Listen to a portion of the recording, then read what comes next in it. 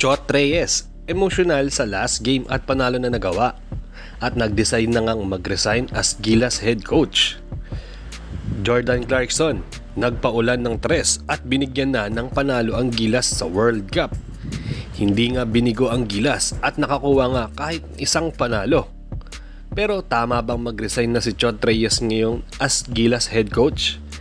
Yan ang pag-uusapan natin sa video na ito, mga ka-sports. Maganda nga ang simula ng Gilas dahil ilang sunod na 3 ang pinaulan nga nila. Etong spark nga ang gusto nila mangyari, yung gumana nga agad ang outside shooting nila. Sinimulan nga nila ang score ng 10-2 at sunod-sunod nga din ang steal na nagawa ni RR Pugoy. Doon nga napa-timeout ang China, mga ka-sports. Pero after nga nun, China team naman ang gumawa ng run. 14-0 nga ang nagawa nila at binura nila agad ang kalamangan ng Gilas.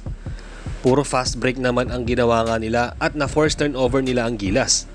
Bigla din kasi nilang na-stop nga at na-pressure kaya at puro turnover nga sa mid first quarter ang Gilas Pilipinas. Pero ganun pa man, naitabla naman nila ulit ang score nitong Gilas dahil nga sa putback slam dunk ni Kai Soto. 16-all ang score nung natapos ang first quarter. Sa second quarter, mga ka-sports, pagpasok ni Scotty, aggressive nga agad siya. Dumrive kasi agad siya at halatang gigil na gigil nga siya dahil nga sa mga bash na natanggap niya dahil parang hindi nga raw siya ramdam dito sa World Cup. Pero ngayon nga, mga Asian ng kalaban niya, kinaya nga ni Scotty Thompson ng kalaban. At naging maganda nga ang pagpasok na sa second quarter. May mga plays nga din na sinubukan itong si Junmar sa mga low post play. Kinain niya nga din ang kabantayan niya. Maganda nga yung mga plays na binibigay kay Junmar at sunod-sunod nga rin ang nagawa niyang basket sa ilalim. Mabuti na nga lang na parang may iniinda din kasi itong si Zochi. Kaya nilabas nga siya sa court at hindi na nga nakabalik dito sa laro. Gumanda nga din ang flow ng offense at ball movement ng Gilas nung lumabas nga si Clarkson. Lahat kasi ng players nakakahawak na nga ng bola at doon nga nakalamang ang Gilas at dikit nga lang ang laban. Hindi kasi pilit yung mga tira nila at halatang komportable sila pag lahat nga ng players ay nakakahawak ng bola. Ganun pa man, natapos nga ang first half 39-14 in favor of China. Pagpasok ng third quarter, dito naman ginanahan nga si Renz Abando kasi parang sinusubukan nga siya ng China na parang hinahayaan nga lang siyang tumira sa 3 na hindi nga siya nirerespeto kasi iniiwanan nga siyang mag-isa. Puro sablay nga kasi yung una niyang tira. Pero nung nakakuha nga ulit siya ng rhythm sa mga hustle plays niya at couple of steals, tumaas ulit yung kumpiyansa niya. Naiinis pa nga itong si Kyle Anderson sa kanya at gusto pa ngang pilayan dahil sa muntikang hard foul na binigay nga sa kanya. Si Abando nga ang nagbigay energy sa kanila sa second half. Doon na din nga ginanahan si JC dahil sa sunod-sunod na nagawa niyang score dito sa third quarter.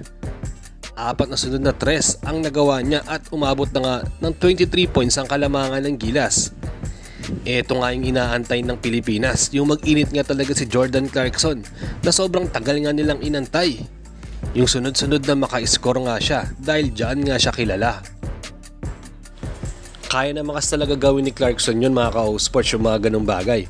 In fact, nagawa niya nga yun ng first game kontra Dominican Republic, kaso na-foul out lang siya.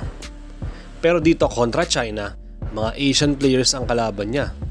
Nagawa niya nga ulit ito at tumaas nga ulit yung kumpiyansa niya. Doon na nakaalagwa ang Gilas at natapos nga ang third quarter na sustain nila ang 11 points lang na score ng China sa third quarter. 73-51 in favor of Gilas. Sa fourth quarter, patuloy nga ang big lead ng Gilas kahit pinahinga nga nila itong si Clarkson. Nag-contribute naman ang mga locals at nasustain nga ang pag-score.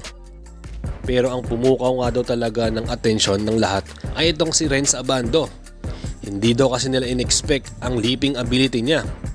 Sobrang taas daw kasi nitong tumalon at may mga blocks nga din na nagagawa. May mga nag-i-scout nga daw na taga-NBA na nagkaka-interest nga kay Renz. Gusto nga daw siyang pag-tryout dito sa Europe at USA. Ito ay ayon sa rumors lang, mga ka-sports ha. Mukhang may bago na naman pala tayong pure Pinoy na magkaka-chance sa NBA Dreams. Hanggang sa yun na nga, hindi na talaga nakahabol ang China dahil sa nagawang run nga nilang nito Nick Clarkson at sa tulong na rin ng crowd. Malaking factor din talaga yung pagka-injury nga nito ni Zhou Qi dahil siya nga ang primary center ng China. 34 points pala ang nagawa dito ni Jordan Clarkson nung natapos ang laro. Parang nabunutan nga ng tinik itong si Coach Chot dahil sa panalo na gawa nila. At hindi nga sila winless dito sa Pinas bilang host country. Medyo emotional nga siya dahil after all ng pangbaba sa kanya, nagawa nga nilang manalo dito sa last game nila. Mukhang tuloy na nga talaga ang pagre-resign nito or pagre-retire ni Coach Chot Reyes bilang Gilas head coach. Dahil sa isang huling interview niya, sinabi niya ngang ready na raw talaga siyang mag-retire.